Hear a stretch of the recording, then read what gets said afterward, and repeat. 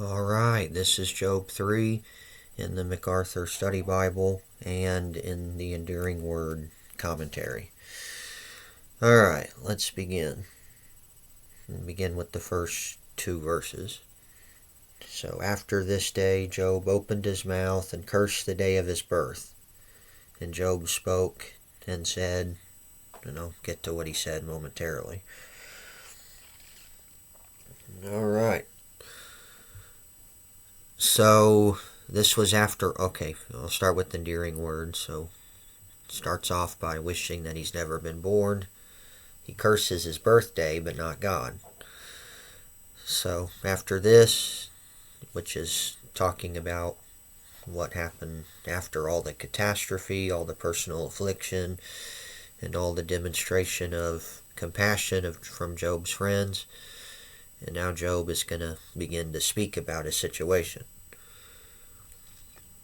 Yep, and the devil, did all these things to Job with God's allowance so that Job would curse God.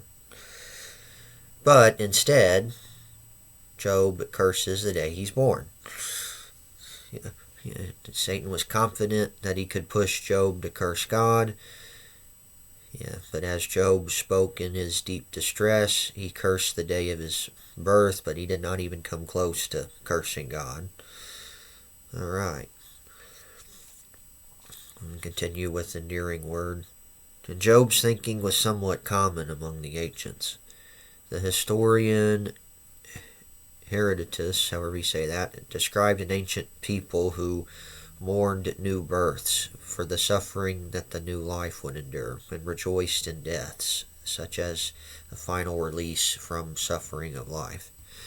So the chapter begins the battle in Job's mind and soul. So he will not lose more or suffer more than he already has. Though his physical pain will continue, yet now we can see that the battle enters into an entirely other arena.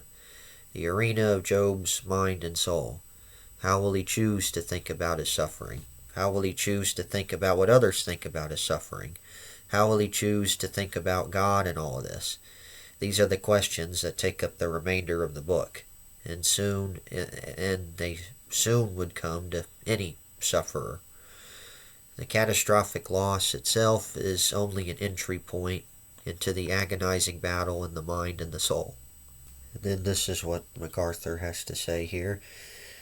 Job was in deep pain and despair. What God was allowing hurt desperately, but while Job did not curse God, he did curse the day of his birth. He wished he had never been conceived or born because the joys of his life were not worth all the pain. He felt it would have been better to have never lived than to suffer like that. Better to have wealth.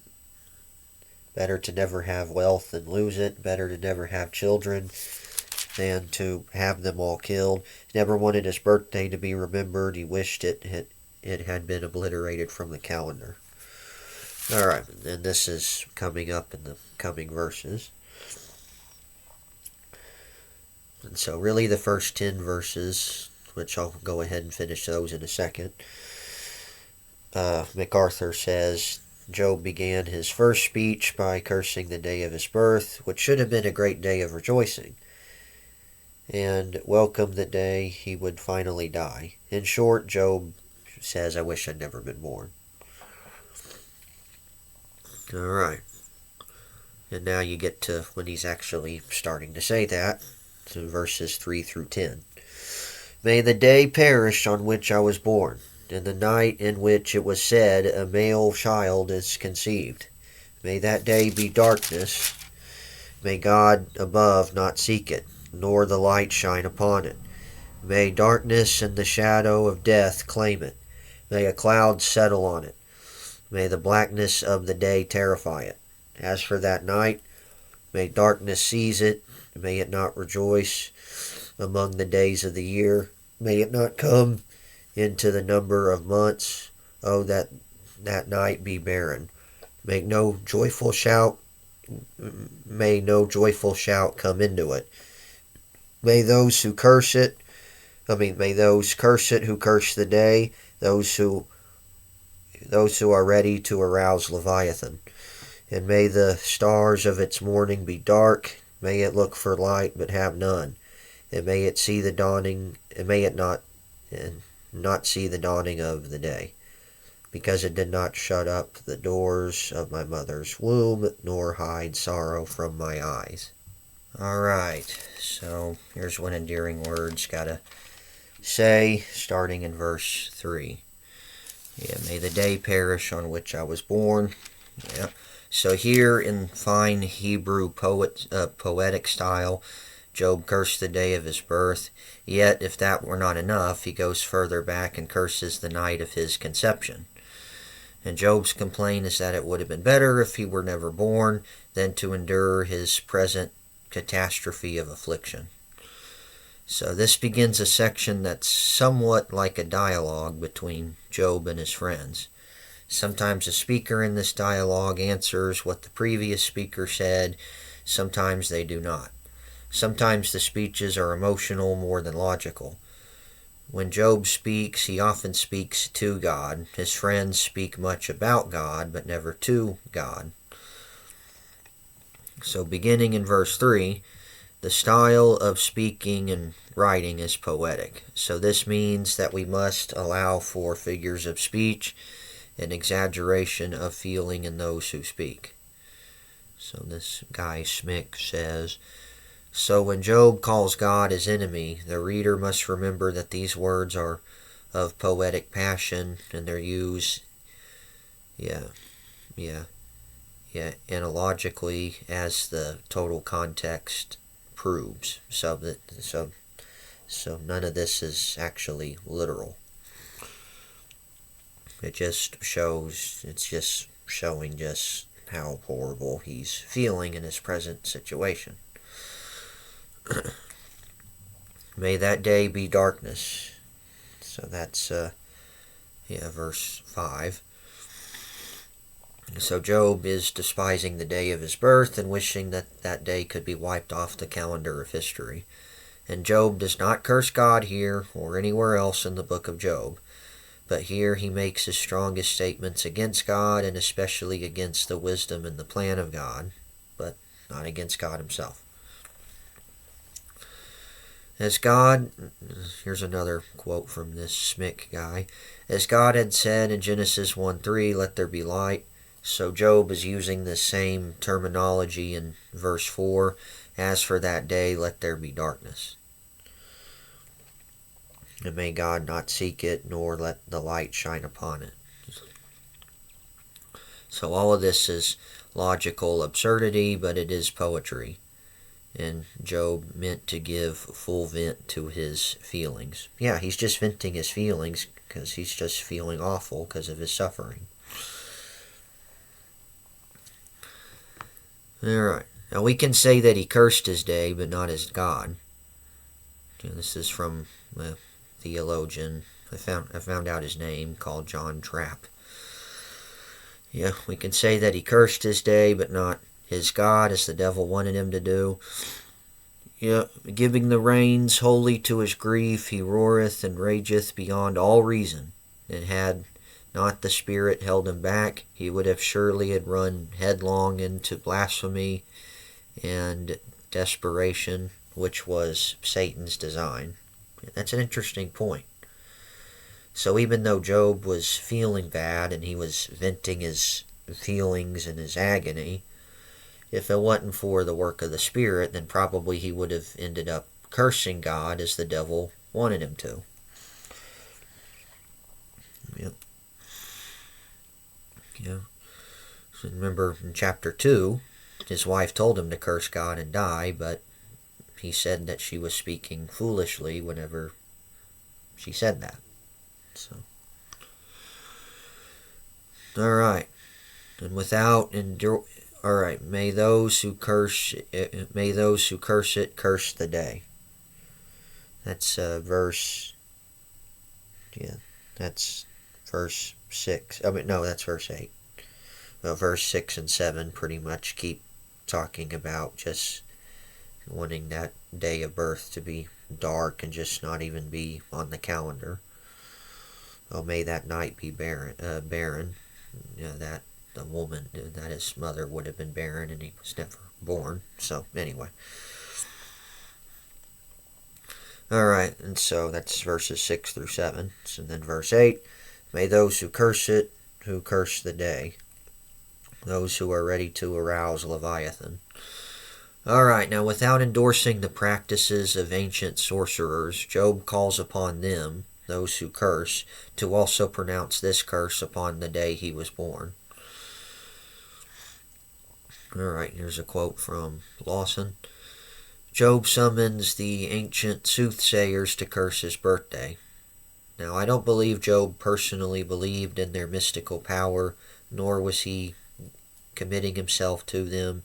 Rather, he was simply communicating vividly. Yeah, once again, this is just more of venting his feelings. So, he's not really being serious and wanting actual sorcerers to come and curse his day. And curse his birthday. Yeah. So. Alright, and then you get to this part of verse 8. Those who are ready to arouse Leviathan. And then MacArthur said, those who pronounce the most powerful curses, even arousing the destructive sea monster, which the sea monster, Leviathan, will be mentioned later on in Job. I think in Job 41. So, anyway. Alright, and then you get to what Enduring Word has to say about this. There's going to be some notes here about Leviathan, So now this is the first mention of this strange creature in the Bible, but Leviathan is mentioned prominently in a long discourse beginning in Job 41, verse 1. So usually Leviathan is considered to be a mythical sea monster or dragon that terrorized sailors and fishermen. Now in this present context, the idea may be that even as sailors and fishermen would curse the threatening Leviathan with all their might, and so Job wishes to curse it. So Job wishes the day of his birth would also be cursed. Alright, then you got a quote from this guy, Poole. Not as if Job did justify this practice, but only it is a rash and passionate wish, that they who would pour forth so many curses undeservedly, would also bestow that their deserved curse upon this day. So yeah, those who go around cursing things, he's just saying it would be awesome if my birthday was cursed also. So, and not endorsing the practices of those who curse. So. Alright, now current mythology use the, this is from Schmick guy. So current mythology used the term Leviathan for a sea monster, for a monster of chaos who lived in the sea. And the sea itself was a, boisterous deity which could be aroused professionally. But to Job, a strict monotheist, this was just vivid imagery, just more poetry, so it's not serious. Well, the passion behind it is serious, because his agony behind it, but the words themselves, it's not to be taken, literally or seriously.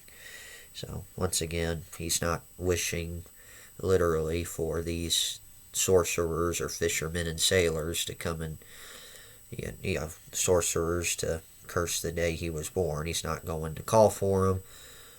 Yeah.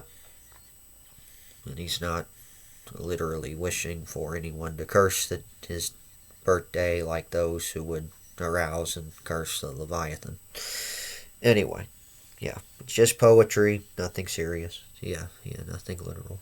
Now, there can be no doubt that the Leviathan is the chaos dragon of the ancient myths, according to this Anderson guy. Now, the name Leviathan means twisting one, and it's also used in other interesting places in Scripture. Now, Psalm 74, 12 through 14 actually refers to Leviathan as a sea spirit. Yeah, as a sea spirit. And that God broke the head of the Leviathan long ago, and perhaps at creation. And Psalm 104:26 also refers to Leviathan as a sea creature.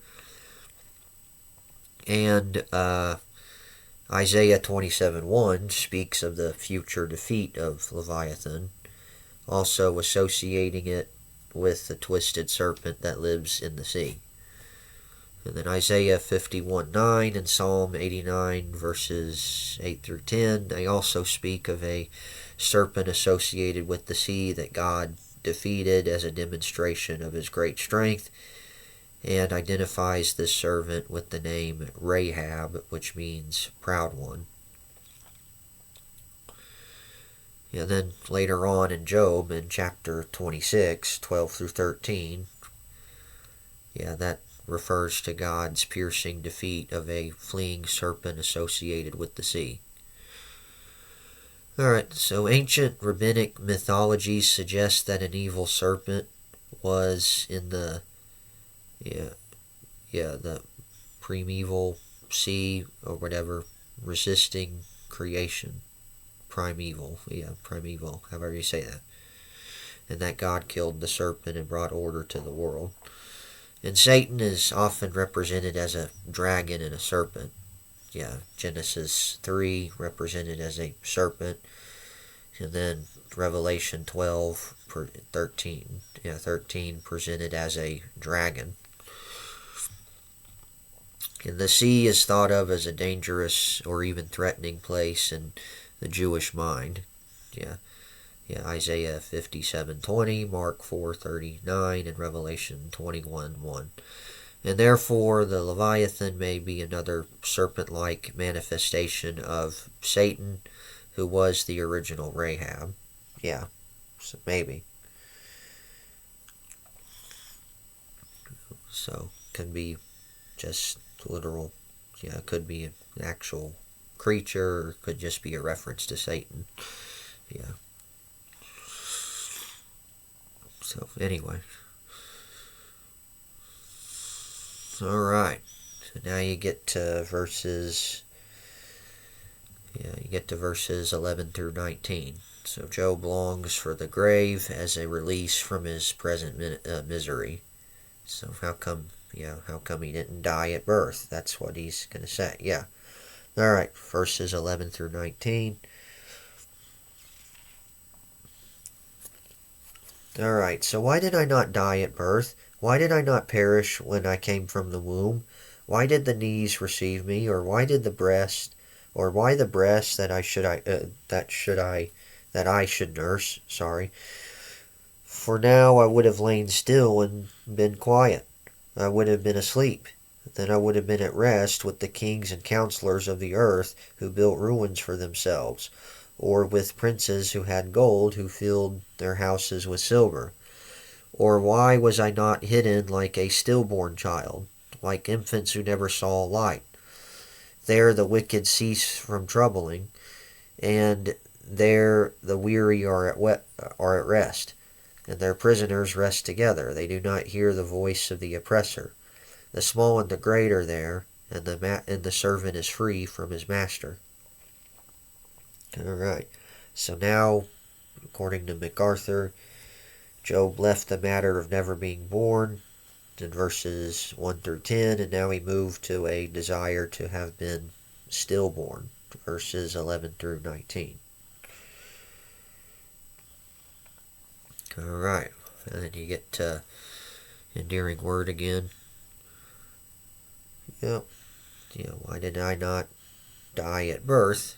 Why did I not perish when I came from the womb? So he's continuing his complaint from his place of misery, just using poetic exaggeration. Job powerfully communicated his present pain and the feeling that it would have been much better if he never survived than to face such catastrophe. It is as if Job said at this point, I asked that the day of my birth be obliterated, and has that has not and could not happen. So why could I not have been a stillbirth? Alright, and you got another quote here from this Anderson guy. Now it's easy but very wrong to think that Job was a sinner because he was so emotional. But the Bible does not present us to use a stoic, unfeeling, stiffen upper lip approach to the problems of life. Yeah, basically you're not supposed to be acting like nothing is wrong. Alright, then you get a quote from Anderson. It could not be emphasized too strongly that the startling sentiments expressed in this speech do not mean that Job has cracked under the strain. There's no hint that Satan finally made his point. The Lord's testing is not to find out if Job can sit unmoved like a piece of wood. Alright, and then you move on to, for now I would have been lain still and been quiet, I would have been asleep. Yeah, that's verse 13. Alright, so Job was wrong in his understanding of the afterlife, perhaps believing in something similar to the modern doctrine of soul sleep, which says that the dead lie in the grave in some sort of suspended state until they're resurrected on the final day. Now, the idea of soul sleep is wrong because of what Paul clearly says in 2 Corinthians 5 verses 6 through 8, when he says that to be absent from the body is to be present with the Lord. So Paul understood that if he was not alive on this earth, he would be in the presence of God and not be in a suspended state lying in a grave. And Paul also understood that if he died, it would be immediate gain. Yeah, Philippians 1:21, to live as Christ and to die as gain, because you go to be with Christ, and which also argues against the idea of soul sleep. Now, we can explain Job's lack of knowledge of the afterlife by understanding the principle of 2 Timothy 2:10, that Jesus Christ brought life and immortality. Immortality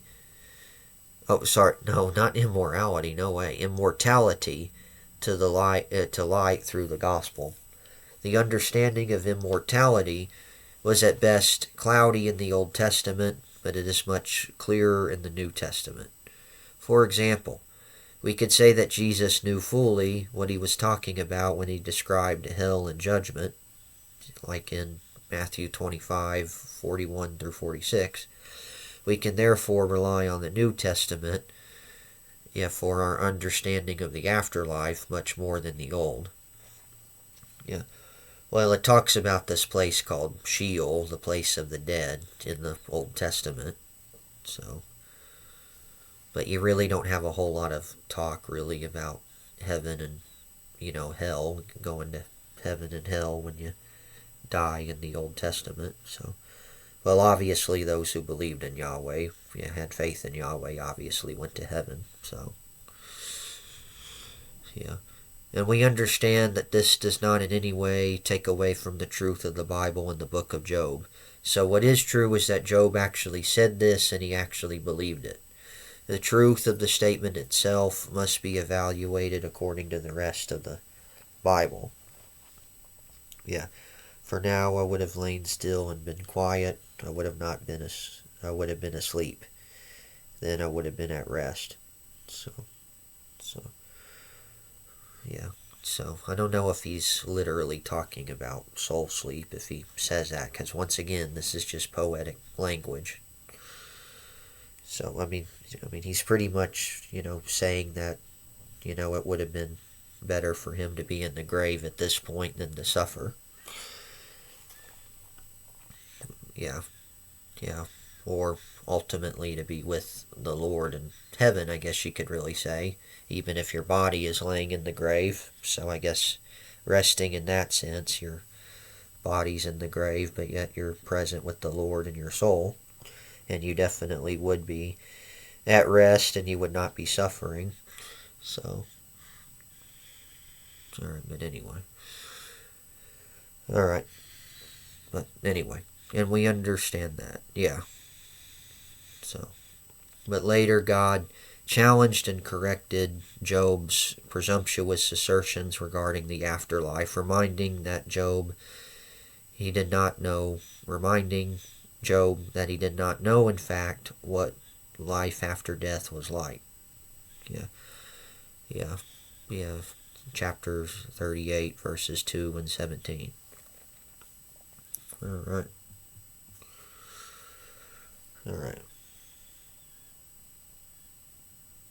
Yep. And then he could have been at rest with kings and counselors of the earth who built ruins for themselves, or with princes who had gold, who filled their houses with silver. Yeah, basically past leaders who are now, dead. Yeah, maybe I could have been with them, in the grave instead of suffering right now. Alright, and then you continue. And Job was also wrong in this. Oh, yeah, and then you get to how come he wasn't a stillborn? Yeah. Yeah. And how come he didn't, like infants who never saw light? Those who end up, infants who pretty much end up dying in childbirth. Yeah. Alright. And then he goes on to say in verse 17 that there the wicked cease from troubling, and there are the weary, and there the weary are at rest. Now Job is actually wrong in this view when he says the wicked cease from troubling. Yeah, he was wrong in this view of the afterlife. He had a feeling that many people had, that basically the world beyond this one is somehow a better place for everyone. In fact, the wicked do not cease from troubling in this world or beyond. Their trouble only increases. Yeah, Jesus says in hell there's going to be weeping and gnashing of teeth, and the gnashing of teeth would, I've heard it said that it's actually gnashing teeth and anger and rage. And that people are not going to suddenly come to their senses whenever they're in hell. They're going to go on cursing and blaspheming God and pursuing more trouble while in hell, even while they're suffering. Alright. So. Alright, and then the prisoners do not rest, and perhaps the only voice they hear is that of their oppressors. Yeah, that's verse 18. Yeah, they do not hear the voice of their oppressor. Yep, and the small and the great are there, and the servant is free from his master. So pretty much saying that, pretty much everyone is, it sounds like, I'm just saying this, but it sounds as though, like, I would have been better off like everyone else who's already in the afterlife.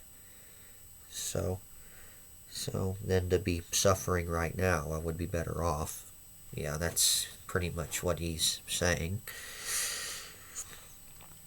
Yep, and it would have been better if I just died in the childbirth. Never saw the light. Yeah. Alright. Yep. Alright, and then you get to the final verses 20 through 26. Why is light given to him who is in misery, and life to a bitter soul, who long for death, but it does not come, and search for it more than hidden treasures, who rejoice exceedingly, and are glad when they can find the grave? Why is light given to a man whose way is hidden, and whom God has hedged in? For my sighing comes before I eat, and my groanings pour out like water. For the thing I greatly feared has come upon me, and what I dreaded has happened to me. I am not at ease, nor I am quiet. I have no rest, for my trouble comes. Yep. So and MacArthur goes on to say here, yep. So he talked about wishing he was never born, and it would have been awesome if he were stillborn in 11 through 19. And then now he gets to a desire for the light of life to be extinguished in death. Yeah, verses 20 through 23. Now MacArthur says this also: there's no hint that Job wanted to take his own life, for there was nothing stopping him. And Job still trusted God for his sovereign hand in the matter of death, but he did consider the many ways in which death would be a perceived improvement to the present situation because of the pain. Alright, and then you get to enduring word here. And Job wondered why God allowed those in misery, such as his, to just go on living, and why life was given to those who were so bitter of soul. It's a moving, poetic expansion of the idea expressed in the previous passage, speculating that death was much better than his present misery. Yeah, well, first it was never be born at all, and then it would have, or dying in childbirth, or just dying, right now. Alright, so Job was among those who longed for death, but it does not come. Yet Job did not commit or seem to seriously consider suicide. Again, this is just the outpouring of an honest, agonizing soul. Alright. Why is light given to a man whose way is hidden and whom God is hedged in? Alright, now in verse 20, this is verse 23. Yep. Well, verses 21 and 22 just are talking about, those looking for death, but it, doesn't come.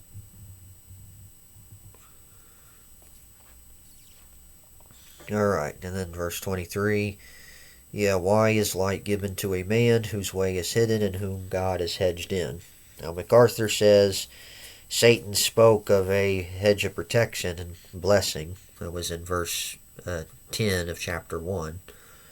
That basically you built a hedge around Job and you've blessed him, and that's the only reason he's been faithful. But if you take all that away and you have him suffer, then he's just going to curse you.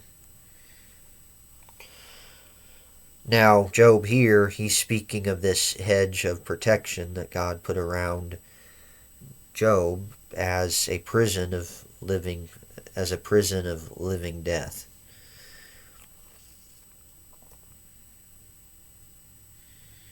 Yep. Alright, now you get to enduring word again. And Job's trouble did not come because he lost faith in God. He felt and feared that God has lost him. So he asks, why continue living? Yeah, or why is the light given? If I can't see the way God prepared and has trapped me in this place, or has the hedge around him. Yep. Just seems like probably he can't get out of this torment. It just feels like he's trapped. Yep, and just death. He longs for death because of how horrible he fears, but it just doesn't come. Alright, now his concern from beginning to end is God. Not his wealth nor his health, but his life with God. It is because he seems to have lost God. It is because he seems to have lost God that he is in such torment. Yeah, and that is a quote from this Anderson guy, and then you get to this Mason guy. Never does he whine and wail what the Lord has taken away, his children, his servants, his camels, his building. What Job does begrudge, however, is that he feels to be the loss. He feels to be the loss of his spiritual estate. What he is really bemoaning is the loss of his peace with God, the loss of an unbroken fellowship with his Creator, the loss of any felt sense of the Lord's friendship and approval. Yeah. All right.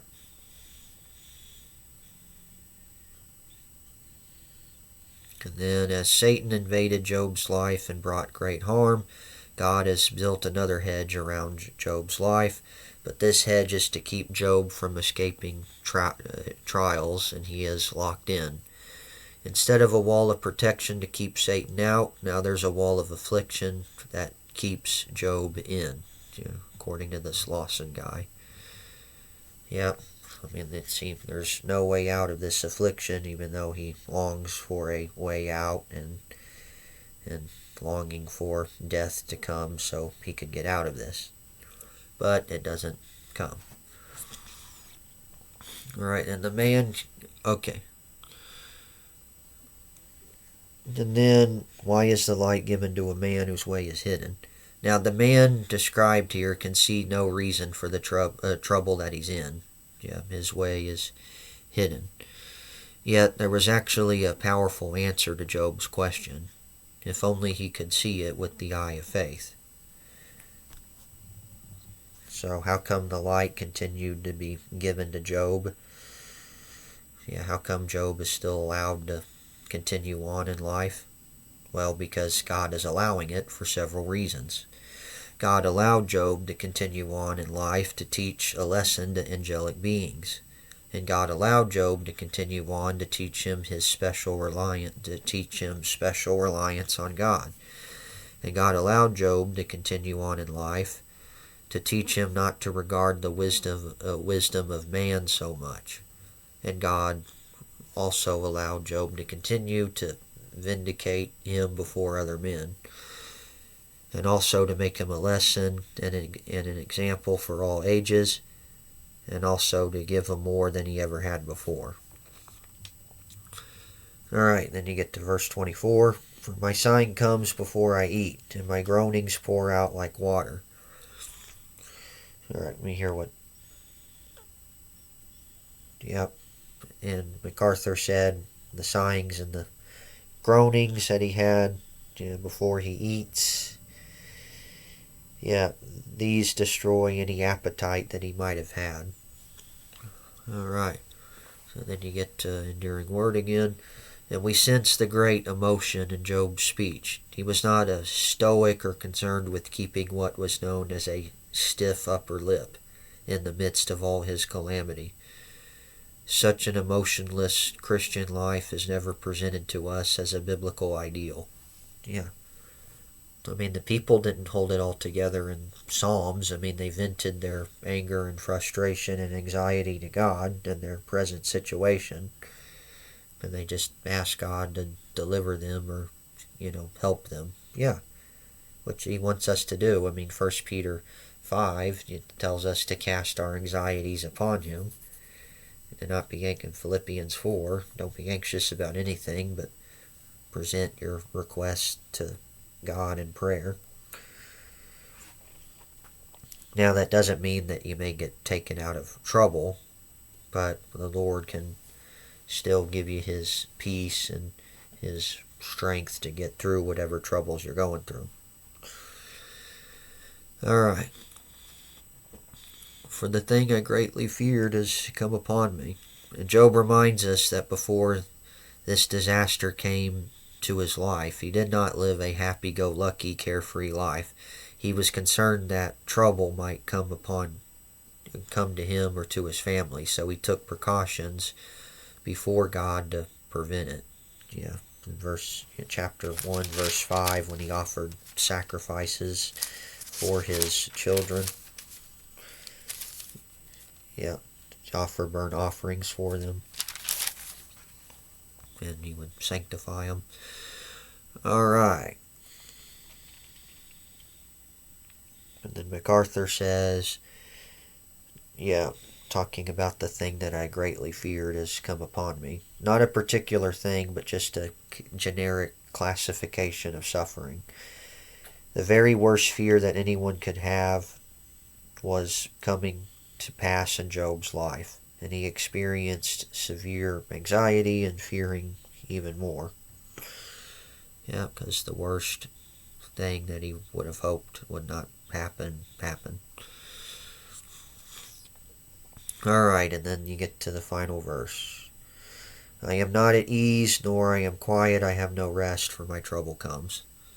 And with these final 4 blows of the hammer, Job ends his first speech. Through it all, he shows us that even a great man of faith can fall into depression and despair, and also fall into fear and anxiety. Alright, and here's an example of such a case with the great preacher, Prince of Preachers, Charles Spurgeon. Alright, so the great preacher of Victorian England, Charles Spurgeon, he described such a season in his own life. He said this: I was lying upon my couch during this last week, and my spirits were sunken so low that I could weep by the hour like a child, and yet I knew not what I wept for, but a very slight thing will move me to tears just now. And a kind friend was telling me of some poor old soul living near who was suffering very great pain, and yet she was full of joy and rejoicing.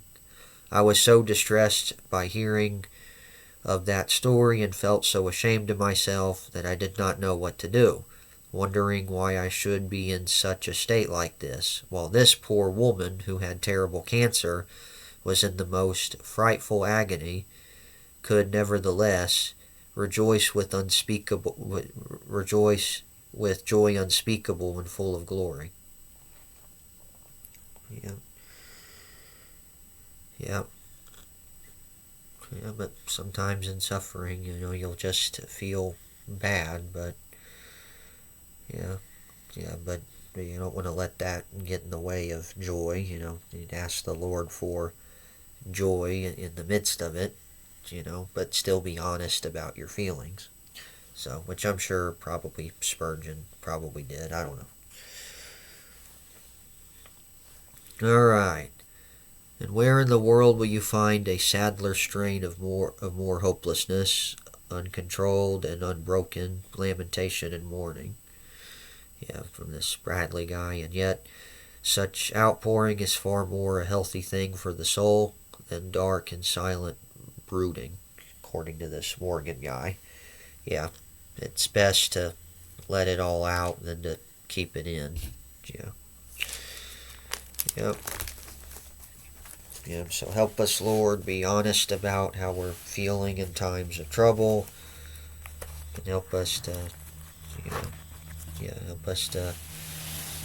get us through the suffering and not let anxiety or depression get the best of us, and to not turn away and curse you, and also continue to be with the Dreyer family at this time as they're going through the hardship and the suffering. Yeah, may you give them comfort and peace even in the midst of this hard time. Yeah, and even though I can't imagine how they're feeling, but just get them through this as you did with Job, and you can make them even more righteous, or maybe, if I don't know if they're believers or not, but hopefully you make them more Christ-like in the process. And I just ask these things in your name. Amen. Alright, and until next time, may God bless you, and may the grace and mercy of Christ and the fellowship of the Holy Spirit be with you all.